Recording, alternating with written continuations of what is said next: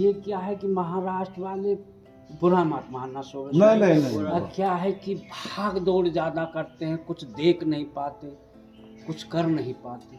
ये जिंदगी का पल का पता नहीं कब सांस निकल जाए। ये देख रहे हैं दोस्तों, यही आश्रम है और ये आश्रम एकदम मैया जी के किनारे पर अवस्थित है दोस्तों। इसे टोक्सर में ये है।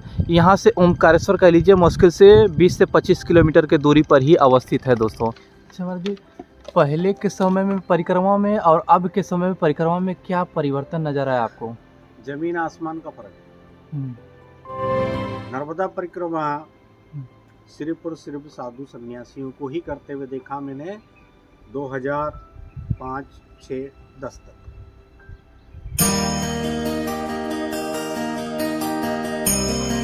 नर्मदेहर दोस्तों, अभी मैं नारेश्वर मध्य प्रदेश में हूँ और यहाँ के मंदिर, यहाँ का आश्रम कितना बड़ा है और कितना विशाल है वह आप लोगों को दिखाते हैं। मेरे सामने आप लोग देख रहे हैं दोस्तों, यही है नारेश्वर मंदिर दोस्तों, जो कि महादेव जी का एक रूप है।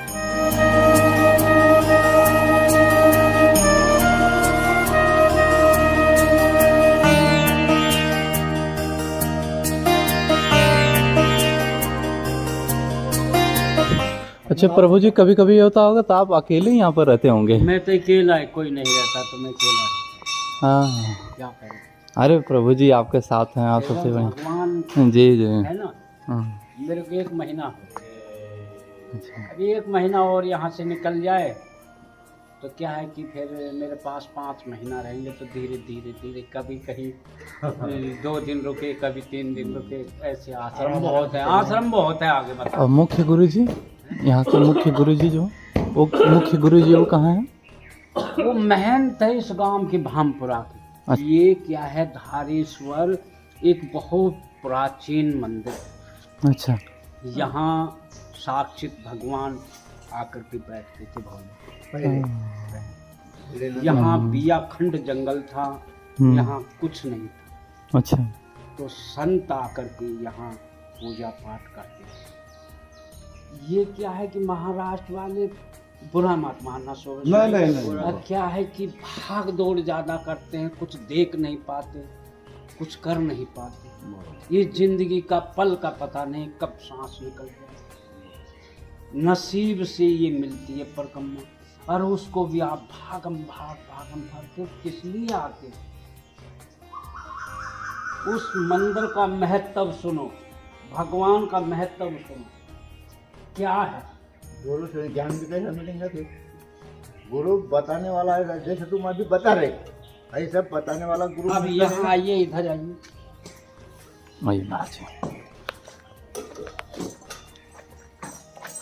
चप्पल निकल जल्दी। ये देख रहे हैं दोस्तों, ये महाराज जी हैं, ये यहाँ का नारेश्वर भगवान के मंदिर का कुछ रहस्यमय चीज बता रहे हैं दोस्तों।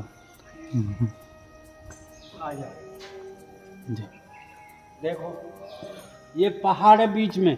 हाँ बीच में मैया। है। जी जी दोस्तों, आप लोग दिख नहीं रहा परली तरफ से तो माँ है। हाँ। परली तरफ जी। नर्मदा, और ऐसे घूमेगी तो गंगा, यानी ऐसे घूमेगी गंगा होगी। परली तरफ से आओगे तो समंदर है, खारा जल है। तो हम तुम क्या है कि वहाँ जा नहीं पाते, क्योंकि परिक्रमा में अगर कोई भ्रमण में होता है, भ्रमण में जैसे, तो वो नाव में बैठ करके और वो दर्शन कर सकता है। वहाँ पे जा कर के बीच में शिवलिंग है बहुत बड़ी, बोले कि गंगा और समुंदर और माँ नर्मदा तीनों का, यानी धारेश्वर। और ये है भस्मी पहाड़ बीच में है। यहाँ से आपको दिख जाना चाहिए। ये दिख रहा नहीं? दिख रहा। हाँ जी जी महाराज जी दिख रहे हैं महाराज जी इधर से। हाँ, इससे आगे थोड़ा सा। जब आप शनिदेव मंदिर पर कभी गए थे, अभी स्नान करके तो एक पहाड़ सा नजर आओ, भस्मी है। अब वो भस्मी पत्थर भी आपको अभी दिखा देता हूँ मैं। रोज डेली भस्मी चढ़ाते हैं भोले पे, श्रृंगार करता हूँ मैं शाम को। जब जैसे चंदन लगाते हैं ना, वैसे वो थोड़ा सा ऐसा घिसो पत्थर को, वो चंदन बन जाता है, सफेद बग हो जाता है। ऐसा ये वो भस्मी है ना। हाँ भस्मी, हाँ। तो कहने का मतलब ये है कि यहाँ का बहुत बड़ा महत्व है। ये धारेश्वर प्राचीन मंदिर है, बहुत प्राचीन मंदिर है। ये त्रेता युग का है, जब श्री राम भगवान ने यहाँ जन्म लिया अयोध्या में, तब का ये मंदिर, आज का नहीं। ओम कालेश्वर और धारेश्वर बहुत प्राचीन। तो ऐसी छोटी मोटी बातों को आप थोड़ा सा ध्यान दिया करो, सोचना चाहिए, देखना चाहिए, किसी से पूछना चाहिए कि यहाँ क्या अभी महत्व जैसे है, तुम यह जैसे क्या, बता रहे, क्या महत्व है। नहीं जैसे तुम बता रहे, आयुष्य बताने वाले लोग नहीं है। अच्छा, नहीं आप पूछना, वो क्या है कि वो भी बात तुमको, ज्ञान कभी छुपाना नहीं चाहिए, किसी को बांटना चाहिए। हाँ नहीं वो बांटना चाहिए। बांटना पर तरीका है तो बांट सकते। कई लोग कैसे आए नहीं चाय पिए भागे, आरती की और भागे। सबसे बड़ा महत्व मैया का ये है कि माँ के अंदर कभी भी गुप्ची लगाकर नहीं नहाना चाहिए, कमंडल से नहाना, बैठ करके कमंडल से नहाए। बराबर। सुन लो, सूर्य तब दर्शन हो जाए तब मैया को उठाना चाहिए, ये नियम होता है। कभी भी कपड़ा उसके अंदर नहीं धोना चाहिए, अगर धो भी लिया तो निचोड़ना नहीं चाहिए। नहीं पाए हाँ, ऐसा नहीं करना चाहिए। भैया ऊपर आके ऊपर वो कन्या है। महाराज जी 2 बार कर चुके हैं ये 2 बार परिक्रमा कर चुके हैं, पता हो दोस्तों। तो हम तुमको पाप लगता है। तुम्ही इतना केअर कुछ काम का नहीं किया। नाही त्याला आपण प्यान हलय ना, आपण जातच ना तेव्हा दर्शन घ्यावं पाहिजे। और सूर्यास्त के पहले महाराज जी आसन ले लेना पहले चाहिए। चलना और 4 बजे के बाद में भोले पे जल चढ़ाना, ये बहुत बड़ा बात है। शाम को 4 बजे जल नहीं चढ़ाएगा। देख रहे हैं दोस्तों किस तरह से महाराज जी ने पूरा एकदम अच्छे से उनका वर्णन किया और बताया कि कैसे परिक्रमा का नियम होता है। ये दोस्तों कहीं कहीं मिलते हैं कि किसी आश्रम में महाराज जी सही बताते हैं, नहीं तो कोई सीधे मुंह बात ही नहीं करता, ये भी होता है। और इधर बगल आप देख सकते हैं कितना खूबसूरत ये स्थान था। हालांकि यहाँ पर केवल परिक्रमावासी रुकते हैं, उधर देखिए वो सब परिक्रमावासी के लिए ही बना था ये धारेश्वर। दोस्तों धारेश्वर कहा जाता है दोस्तों, मैंने भी नाम सुना था लेकिन मैं हिस्ट्री उतना नहीं जानता था। मैंने नाम सुना था ओमकारेश्वर, धारेश्वर, महेश्वर, ये 3 स्थान का नाम मैंने बहुत सुना था दोस्तों। और आज मैया की कृपा से यहाँ पर आने का अवसर भी प्राप्त हो गया।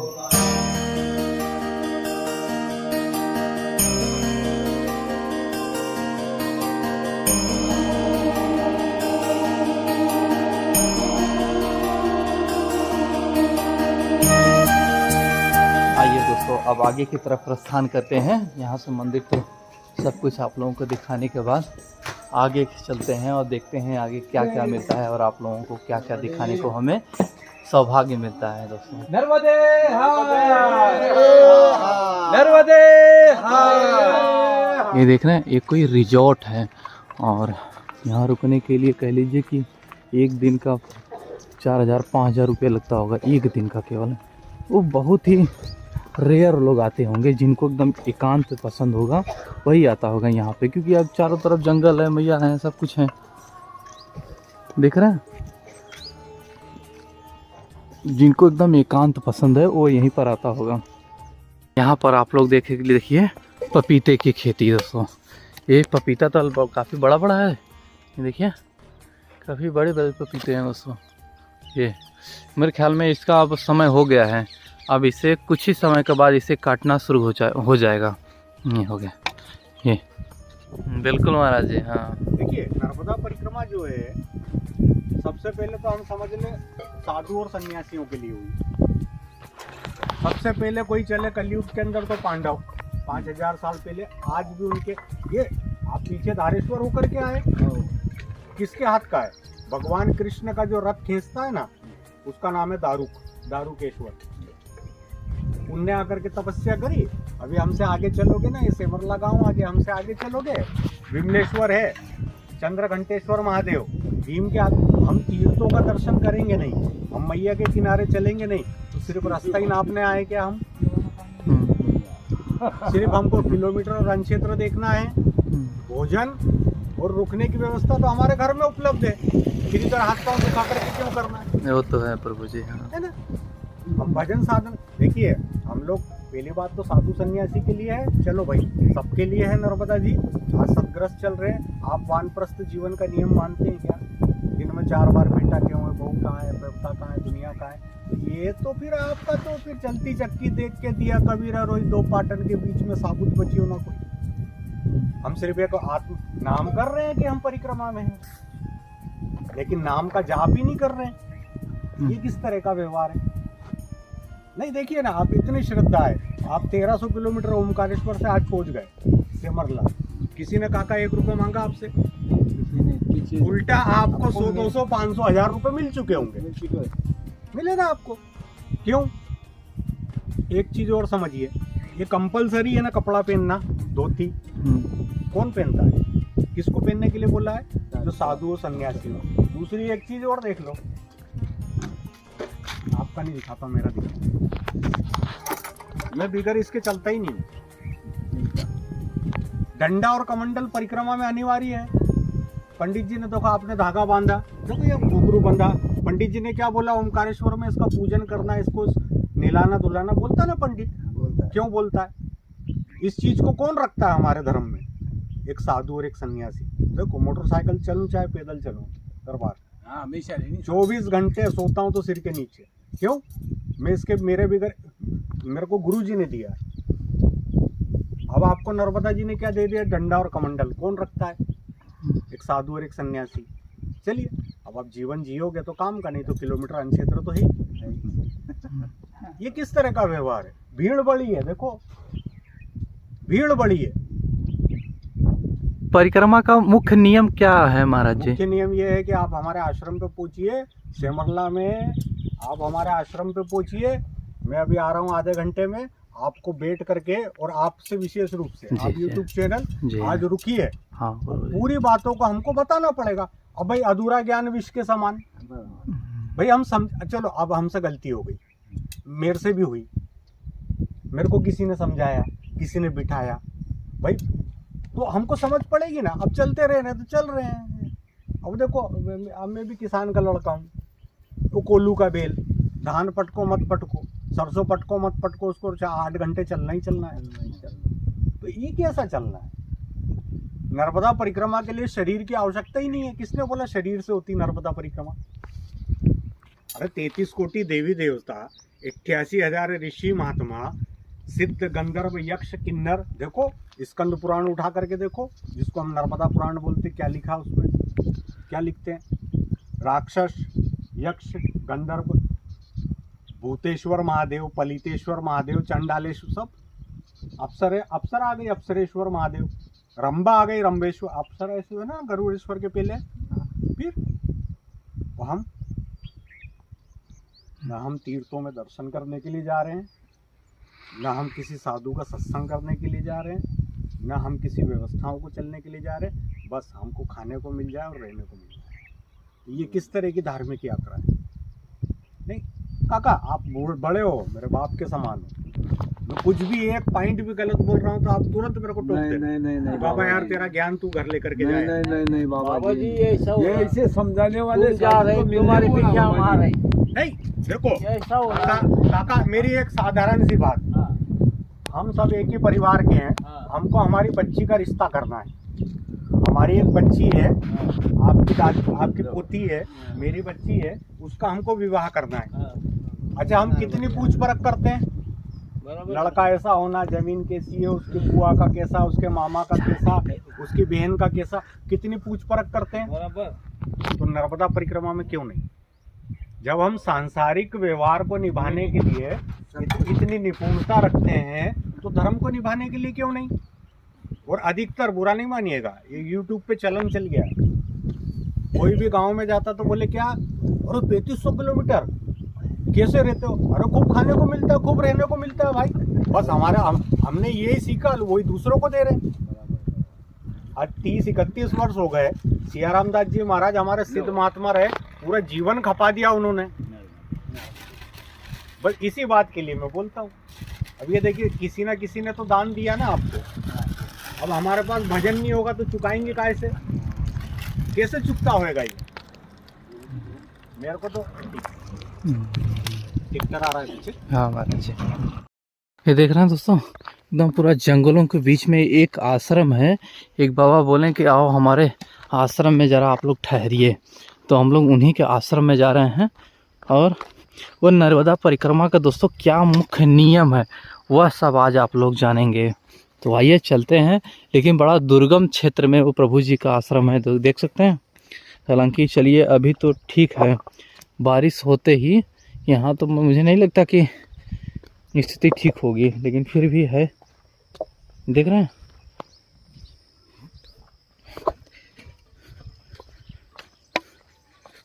और साधु संतों का दोस्तों यही होता है कि उनका स्थान या कुटिया बड़ा दुर्गम विशेष में होती है, जो सच्चे होते हैं। बाकी तो मीडिया के सामने दुनिया है दोस्तों, है ना। ये देख रहे हैं दोस्तों, यही आश्रम है और ये आश्रम एकदम मैया जी के किनारे पर अवस्थित है दोस्तों। इसे टोक्सर में ये है। यहाँ से ओमकारेश्वर कह लीजिए मुश्किल से 20 से 25 किलोमीटर के दूरी पर ही अवस्थित है दोस्तों। यानी कि हम लोग अब दक्षिण तट पे हैं, लेकिन जैसे कि उस पार नहीं जा सकते। ओमकारेश्वर तो उस पार है और इस पार यहाँ पर देख सकते हैं बाबा जी का आश्रम है ये देख रहे हैं। और यहाँ स्वयं महाराज जी ऐसे सब्जी वगैरह ये सब उगाते हैं, सब करते हैं, देख सकते हैं आप लोग दोस्तों, देख रहे हैं। ये सब्जी सब स्वयं से उगाए हुए हैं। वहाँ पर शिवलिंग स्थापित है और ये आश्रम है सुंदर सा।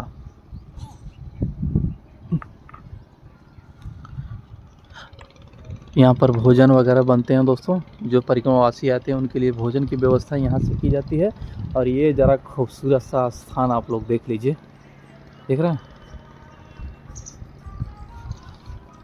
दोस्तों। जिस आश्रम में मैं रुका हूँ वहाँ पर महंत जी या प्रभु जी अब आप लोगों को कुछ बताएंगे या हम लोगों को कुछ मार्गदर्शित करेंगे। आइए थोड़ा उनको बातों को और चीज़ों को समझने का पूरा प्रयास करते हैं। तो हमारे सामने महाराज जी हैं। महाराज जी आपका सत सत नमन हमें समय देने के लिए।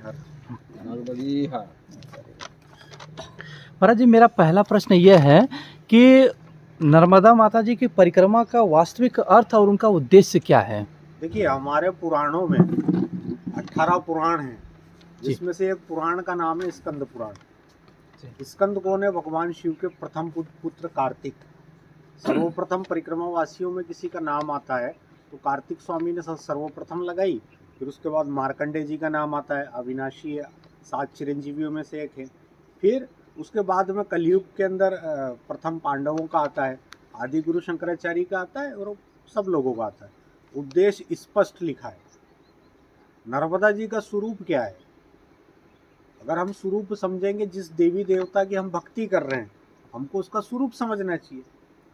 अब जैसे मान लीजिए हम भगवान राम जी की पूजा अर्चना कर रहे हैं तो हमको राम जी के बारे में जानना पड़ेगा ना, कि भाई राम जी मर्यादा पुरुषोत्तम थे, उनके कार्य ऐसे थे।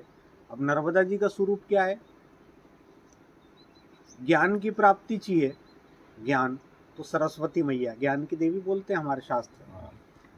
आपको भक्ति चाहिए राम जी में तो सरजू जी के किनारे, अयोध्या भगवान को अति प्रिय है। भगवान कृष्ण की भक्ति करनी हो तो यमुना जी के किनारे।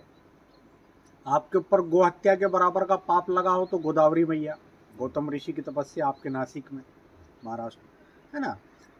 नर्मदा जी का स्वरूप इन सब चीज़ों से अलग हट करके नर्मदा जी एक अलग आधार देती है, इन सारी चीज को धारण करने का एक बेस बनाती है। नर्मदा जी का स्वरूप क्या है? नर्मदा जी के प्रत्येक कंकड़ को हम क्या बोलते हैं? शिव। जो शिव जी का स्वरूप है वो नर्मदा जी का स्वरूप है। शिव जी क्या है? परम वैराग्यवान, परम वैष्णवाचार्य के भी परम वैष्णवाचार्य के भी परम वैष्णवाचार्य। आंख बंद करते हैं, राम राम करते हैं। प्रसिद्ध कथा है रामचरितमानस में, गाथा में, दुनिया भर में सबको स्वरूप मालूम है। अपने अंदर जगह देती है नर्मदा जी। तो नर्मदा जी का स्वरूप है वैराग्य, वैराग्य को देने वाली। अब रही बात उद्देश्य की, अब इसके किनारे हम चल रहे हैं। एक दूसरे अर्थ से समझिए, हमको है बीमारी, हमको बुखार आ रहा है और हम चले जाएं पुलिस स्टेशन, वो पुल कोतवाल साहब से बोले, कोतवाल साहब मुंशी जी मेरे को बुखार है, मेरे को इंजेक्शन लगा दो। अच्छा डंडे वाला लगाएगा, ठीक है भाई, पुलिस स्टेशन है। अब वो मान लीजिए हमको पेट्रोल लेना है गाड़ी को, और गाड़ी को लेकर के किराने की दुकान पे चले जाएं, वो बोले पेट्रोल ना, किराने वाला बोले भाई जिसकी जहाँ है समाज में उसके लिए व्यवस्थित कामकाज है। नर्मदा जी का शुरू पे वैराग्यदायिनी, उद्देश्य स्पष्ट हो गया, वैराग्य को जो धारण करे। अब आप में वैराग्य हो गया, वैराग्य को धारण करने के लिए एक अवधि बताइए, 3 साल 3 महीने 13 दिन, लगभग 1200 तिथियां चलना है और एक विशेष समय पर चलना है। उसके लिए आज तो कोई नहीं चलता, मैं चलाऊँ, है ना, बहुत लंबे समय से हूँ। अब वो बंदी हो गया, अब तो 3 साल 3 महीने 13 दिन, इतने समय जो रहेगा वो वैराग्य को धारण करेगा। अब वैराग्य को धारण करना मतलब कबीरा खड़ा बाजार में मांगत सबकी खेर, ना काऊ से दोस्ती ना काऊ से बेर। नर्मदा परिक्रमा के लिए जब मैं चला था तो मैंने सुना उस समय की मशहूर कहावतें, कोई बीमार है तो अस्पताल, कोई पागल है तो पागल खाना, कोई अनाथ है तो अनाथालय, कोई वृद्ध है तो वृद्धालय, कोई अबला स्त्री है तो महिलाओं के लिए, कोई अपराधी है तो जेल है। समाज में सब तरह की व्यवस्था है ना। नर्मदा जी है साधु सुधार केंद्र, जैसे आधार कार्ड अपग्रेड करवाते ना हम, ऐसे अपने आप को साधुत्व में परिवर्तित करने के लिए हमको वैराग्य की आवश्यकता है। और माँ नर्मदा जी क्या देती है? वैराग्य। अच्छा महाराज जी, पहले के समय में परिक्रमा में और अब के समय में परिक्रमा में क्या परिवर्तन नजर आया आपको? जमीन आसमान का फर्क है। नर्मदा परिक्रमा सिर्फ और सिर्फ साधु सन्यासियों को ही करते हुए देखा मैंने 2005, 6, 10 तक। नर्मदा परिक्रमा वास्तव में वैराग्य, आप सदग्रस्त लोग हैं, आपको वैराग्य की आवश्यकता नहीं है, पर थोड़े जितने समय उतने समय के लिए लेकर के जाओ ना कहीं तो काम देगा। नर्मदा परिक्रमा वैराग्य की देवी है। उसको वैराग्य को प्राप्त करने के लिए पिछले समय में, मतलब बोले तो आज से 10 साल 12 साल पहले, 15 साल पहले सिर्फ साधु सन्यासी चलते थे। छोटे छोटे आश्रम थे, इतनी व्यवस्थाएं नहीं थी, बड़ा भक्ति भाव से आनंद होता था। अब आश्रम बड़े बड़े हो गए तो भीड़ भी बड़ी बड़ी हो गई है। अब साधु सन्यासी देखो, आप चलो, आपको गिनती के मिलेंगे। परिक्रमा के दौरान महाराज जी हमारे चित्त में किस तरह का बदलाव आता है? नहीं, मैं बोला ना, बदलाव किस तरह का आएगा, बदलाव लाना पड़ेगा, आएगा नहीं ऑटोमेटिक, अपने आप नहीं होता, हमको लाना पड़ेगा। हमको ये समझना पड़ेगा कि जिस धरा पर हम चल रहे हैं, जहाँ हम लोग रह रहे हैं, 21 कल्पों से अविनाशी है। ये 21 कल्पों से यहीं पर है। मार्कंडेय पुराण में मार्कंडेय जी लिखते हैं, मार्कंडेय जी 7 चिरंजीवियों में एक है, उन्होंने बोला 21 कल्पों से मैं यहीं पर हूँ। हम जब नर्मदा जी को धारण करेंगे, वो स्वतः हमारे स्वभाव को बदलेगी। हम नर्मदा जी को धारण करने में असमर्थ हैं। हजारों लोग परिक्रमा में आते हैं, चल रहे हैं, लाखों लोग अपने आश्रम पे भी आते हैं। हमने भोजन कर लिया, हमारे पास में वो नर्मदा जी की शीशी है, हमारे मन में क्यों नहीं आया कि माँ को भोग लगा दे? हम माँ का कनेक्शन ही नहीं कर पा रहे, तो स्वभाव कैसे बदलेंगे? हम कनेक्ट ही नहीं कर पा रहे, हम उससे जुड़ाव ही नहीं है हमारा। हमारे मन में बस आज की स्थिति में परिक्रमा में इतना है, इतना चल लो, बस ये देख लो, वो देख लो, उधर पहुंच जाएंगे, इधर पहुंच जाएंगे, उधर सो जाएंगे। कनेक्शन का स्वभाव कैसे बदलेगा जब तक आप संसार का कनेक्शन नहीं काटते? अभी आप बदलने का प्रयास कर रहे हो, फिर घर से फ़ोन आ गया, फिर बता दिया गैया दूध नहीं दे रही और खेत में नुकसान हो गया, फिर दिमाग उधर लग गया। कैसे स्वभाव बदलेगा? स्वभाव को बदलने के लिए तो नर्मदा परिक्रमा, भगवान की भक्ति को करने के लिए नर्मदा जी। समझ पा रहे हैं आप? जी, हाँ? जी, जी महाराज जी। नमस्कार। बिल्कुल बराबर समझे हम। अच्छा महाराज जी, खुद को बदलने के लिए शुरुआत कहाँ से की जाए? देखिए, अपने आप को बदलना, अब ये उसके ऊपर निर्भर कर रहा है कि अपने आप को किस चीज़ में बदलना है। भृंगी एक कीड़ा होता है, देखा है, वो मिट्टी में रहता हो, फिर वो बन जाता है ना, एक कहावत बोली देखिए, वो उससे डरता है, तो एक दिन वो कीड़े के रूप में परिवर्तित हो जाता है। हमको ये देखना है कि हम किस में हमको बदलाव करना है। भक्ति में बदलाव करना है कि हमको सांसारिक व्यवस्थाओं में बदलाव करना है, हम किस चीज़ का बदलाव अपने अंदर चाहते हैं। किस चीज़ का चाहते हैं बदलाव? जैसे अच्छा व्यक्ति, एक अच्छा सामाजिक व्यक्ति बनना, ये सब चित्त में परिवर्तन होना। वो भगवत कृपा से होगा, भगवान का चिंतन करेंगे, गुरु महाराज की कृपा होगी। ये सारी की सारी व्यवस्थाएं हम जितना भगवान का नाम स्मरण करेंगे स्वतः हमारा स्वभाव बदल देंगे।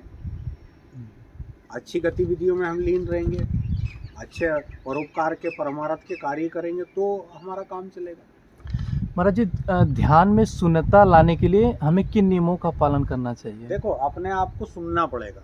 जी ध्यान बहुत ऊंची चीज होती है, ध्यान धारणा। जी। मेरे पास कई लोग आते हैं कि महाराज जी कोई ऐसा गुरुजी मिल जाए कि जो हमको त्रिकाल दर्शन करवा दे। हमने बोला भाई तुम इतनी ऊंची चीज पूछ रहे हो जिसको करने में हजारों हजारों जन्म लगते हैं, है ना। ध्यान धारणा, आप जिस मंत्र का उच्चारण कर रहे हैं आप उसको सुन पाओगे तो ध्यान लगेगा। अब जो कुछ भी मंत्र आप अपने मुंह को बंद करके चित्त में लगा करके जो भी नाम, जैसे सीताराम सीताराम, आपके कान सुनना चाहिए उस शब्द को। जो शब्द आप बोल रहे हो ना, आपके कान सुनेंगे, आप अपने आप अंतर्मुखी हो जाओगे। सबसे पहले ध्यान लगाने से पहले आपको अंतर्मुखी होना पड़ेगा। अभी हम लोग बाहरमुखी, हम बाहर की तरफ देख रहे हैं, राम राम राम राम बाहर देख रहे हैं। अब यही राम राम करते हुए हम अपने अंदर देखेंगे, अंतर्मुखी होंगे, ऑटोमेटिक ध्यान लगेगा। ये सबके कैपेसिटी पे, सबके प्रयास के ऊपर है। कोई 2 महीने में लगाता, नहीं तो 20 साल हो जाते नहीं लगा पाता। अच्छा महाराज जी, वर्तमान स्थिति में आने के लिए, क्योंकि हम परिक्रमा जो करते हैं तो हमारा मन बहुत भटकता है, उस दौरान अपने मन को वर्तमान स्थिति में लाने के लिए क्या करें? नहीं, देखिए भटकने की स्थिति क्या है कि आजकल एक ट्रेंड चला है, चलना है। पहले क्या था, चलना नहीं है, रहना है। रुकते थे, किनारे किनारे नंगे पांव चलते थे, नीचे देख करके चलते थे, ध्यान भटकता था नहीं, कहीं दूसरा सोचना नहीं, मैया के किनारे है और एक काम भगवान का नाम स्मरण। अब ये सब धारण करेंगे, आप में अपने आप बदलाव आएगा। नर्मदा परिक्रमा यही तो परिवर्तन करने के लिए नर्मदा परिक्रमा होती है, वैराग्य को धारण करने के लिए। आज वैराग्य को कोई धारण नहीं करता। डंडा कमंडल लिए सब घूम रहे हैं, धोती कुर्ता पहन करके सब घूम रहे हैं। डंडा कमंडल क्यों दिया हमारे हाथ में हमको मालूम ही नहीं। दंड कमंडल कौन रखता है? साधु और सन्यासी को रखने के लिए बोला। नर्मदा जी इकलौती ऐसी यात्रा है धार्मिक आध्यात्मिक, हमारे संस्कृति हमारे धर्म की नहीं, दुनिया भर के धर्म में इकलौती ऐसी यात्रा जिसमें डंडा और कमंडल अनिवार्य है। बिगड़ डंडा कमंडल के आप चल नहीं सकते। क्यों? डंडा और कमंडल साधु सन्यासी रखता है। आपको क्या बना दिया नर्मदा जी ने? साधु सन्यासी। आप उसके नियमों का, साधुत्व के नियमों का पालन करेंगे, आप में सारी चीज़ जो आपके प्रश्न है आपको पूछने की जरूरत नहीं। पर हमको भी तो मानना पड़ेगा ना, हमको वैसा जीवन जिएंगे। नर्मदा जी सब देती है। मनुष्य के जीवन में महाराज जी एक गुण जो सबसे अच्छा हो उसे कौन सा विकसित करना चाहिए? ये सबकी रुचि के ऊपर है, सबकी रुचि पर है। एक गुण हमारे महाराज जी, गुरु महाराज कहते हैं कि साधु हो गुण की पूजा है। तो हमने एक गुण पकड़ा, हम बहुत अच्छा भोजन बना लेते। अब आपकी किस चीज़ में रुचि है?